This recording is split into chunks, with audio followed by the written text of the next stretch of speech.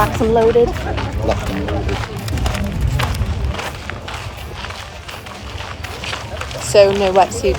No wetsuit. Don't know if it's a good thing. Haven't done a wetsuit or non-wetsuit swim since Eton in 2021. And what happened there? I did swim off the front, but it wasn't a strong field, so.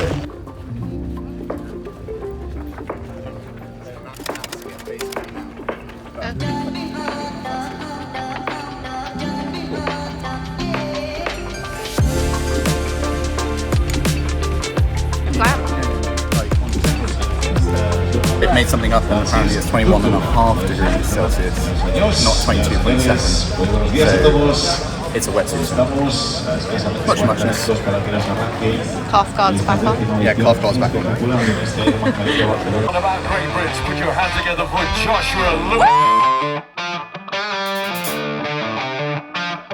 Big release off the beach into the Mediterranean. You will hear the words.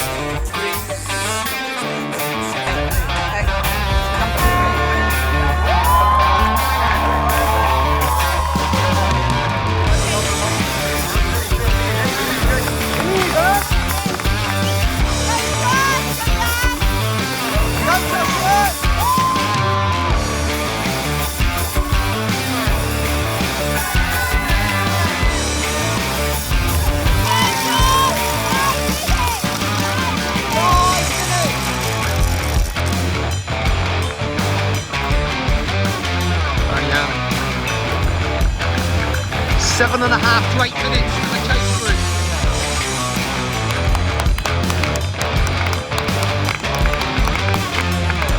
Go Joshua, 7.5 to 8 minutes.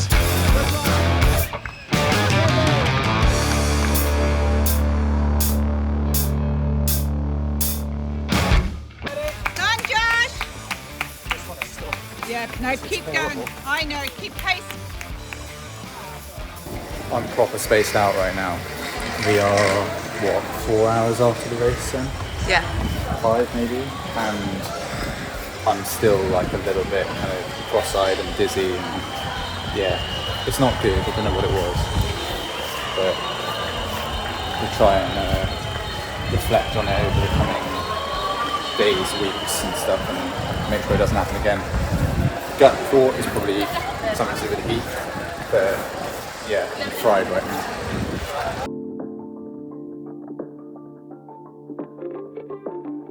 Not quite the way that I wanted to finish my season, but at the same time, still hopefully a few takeaways for next season. I'll go into a little bit of detail what I think might have been the case and how it might be able to help you in the future, and even your next race, because it could happen to anyone.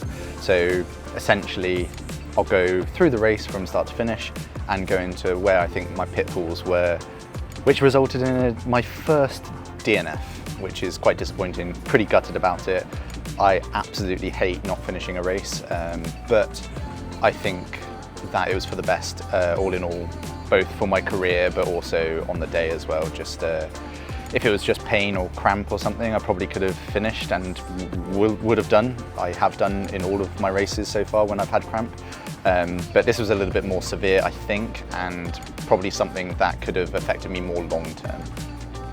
So I was really ready for the race, to be quite honest. I was really looking forward to it. It was a great atmosphere, and the morning of felt pretty much the same as I did in Almere, so I knew that I was very much ready for that and ready to perform at the end of the day. It was a massive field, so it was obviously a little bit nerve-wracking, a little bit, I'd say, potentially more competitive at the front end, with the likes of Jan Stratman, Willie Hersham and Jesper Svensson. So I knew those were quality athletes because they've all beaten me in the past, basically, and Willie Hersh is a class swim biker.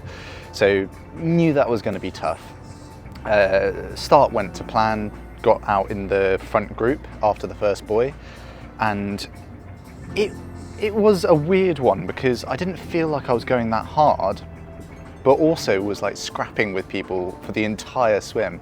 And I was just trying to maneuver myself into a place where I wasn't having a fight with someone next to me, whether it be like trying to nip in front of someone or get behind them and then find myself with someone else beside me for the whole swim essentially. And I was like, I might as well just move to the side, not be on feet, and just like avoid the scrap, because I didn't find that it was that quick at the front, and that was causing this bunch up and the like basically side-by-side action that I was getting the whole time that I was in the water.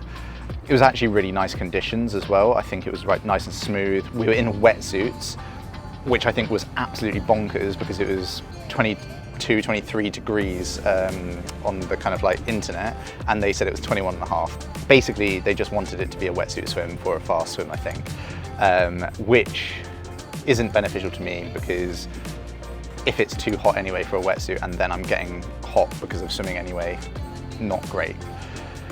So anyway, I didn't find it too hot or hard because the swim was relatively relaxed, I think. But again, that might have been just like perception or whatever. Got to the last 500 meters where we're heading into shore. It picked up a little bit, but not too much, and it started to string out, which was great because I got a little bit of my own space, got on feet. I think I was on Jan Strapman's feet. Came out of the water third, I think it was. Yeah, third, or fourth, with Willie Hirsch leading out, Jan just in front of me, and then I think there was one other in there as well. So came into T1 fourth, and out of T1 in second place behind Willie Hirsch, Jan just behind me.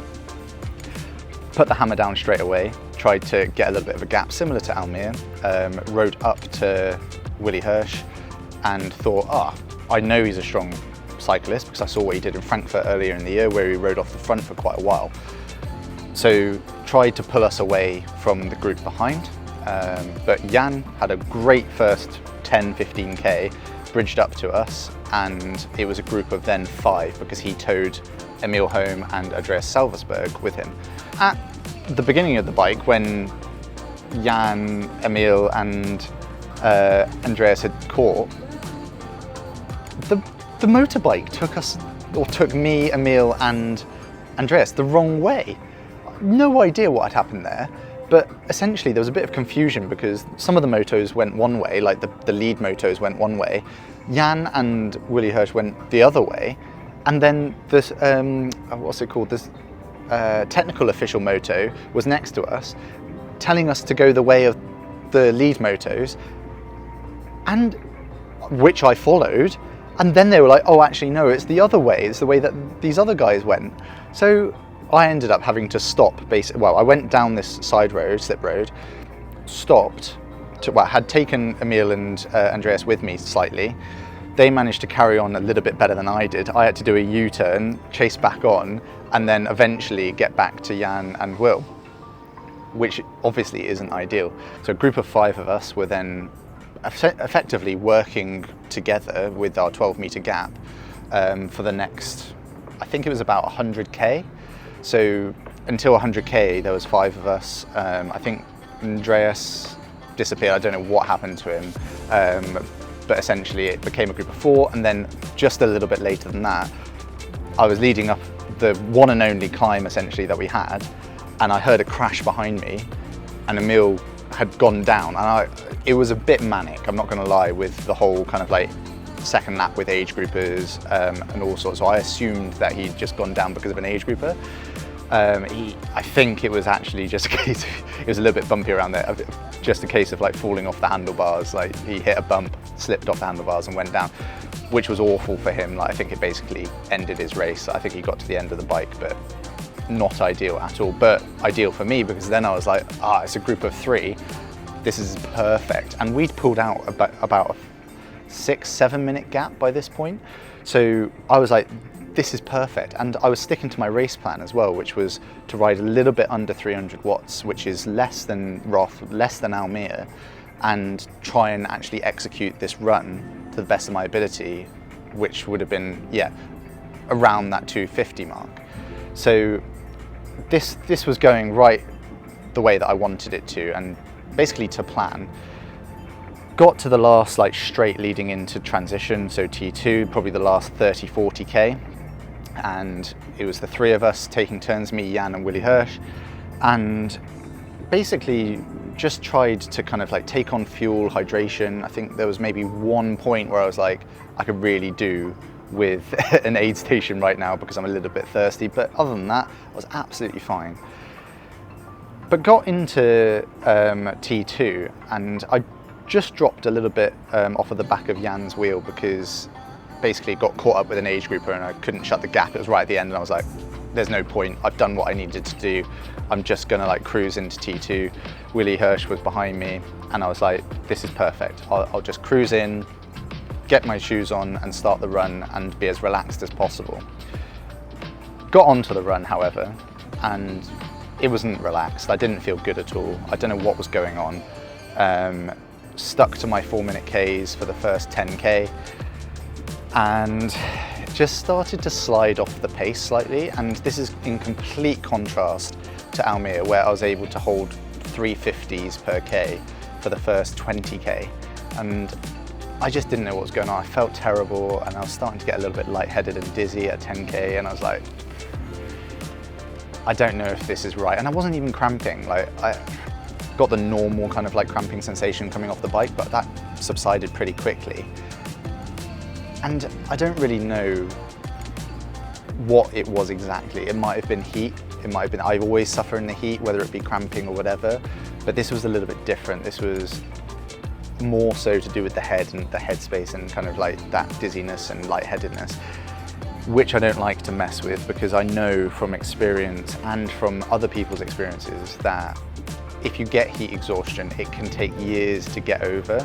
So like essentially the nervous system inside starts shutting down far earlier than what it needs to if it's experienced proper heat exhaustion before. So essentially I decided at about 13, 14K that I was just going to call it quits there, or I really wanted to call it quits there, should I say. So I kind of trotted on a little bit further because I knew Em was just up the road and I just wanted to make it to see her for a little bit of comfort and just to be like, I think I'm going to stop now. Like, I don't think it's a good idea for me to carry on. Which is really hard and I would never usually make that decision. Like if it was just pain in my legs or cramp or like just hurting and just struggling, I feel as though that's a little bit different from what I was experiencing. And that was a tough decision to make because it's my first DNF, and for me it's like, I think as a professional it was the right decision for my career in terms of not being detrimental to the future performance. If you do have any thoughts or opinions, do drop them in the comments below because I'm all ears at the moment. I'm taking on board everyone's comments and I want to make sure that I'm doing the right things going forward to better myself essentially. But yeah, anyway, it wasn't the end of the season that I wanted, but it has been an awesome season. I'm really, really pleased and proud of my efforts over the past few months, and I'm really looking forward to 2025. Hopefully I can kind of like really nail down this heat thing, if it is a heat thing. I think I got my nutrition spot on, to be honest. It was, I took on 500 grams of carbs on the bike and 90 on the run before I stopped. So You were very salty then. I was very salty. So there was a lot of sweat rate and there was a lot of sodium in the system. If that was to blame, I don't know, but yeah, I don't know. I think my fluid and carb intake was good. I really don't think it was that, but again, I'm open to suggestions. Like I think that whole kind of nutrition leading in, nutrition during the race was exactly as I planned. It was quite a lot. It was in surplus of what I thought I'd need.